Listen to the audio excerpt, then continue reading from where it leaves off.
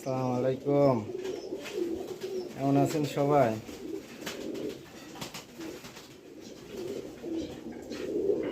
কবুতরটা মাদি কবুতর, দীর্ঘদিন ফেলায় রাখিছিলাম। নিউ এডাল কবুতর।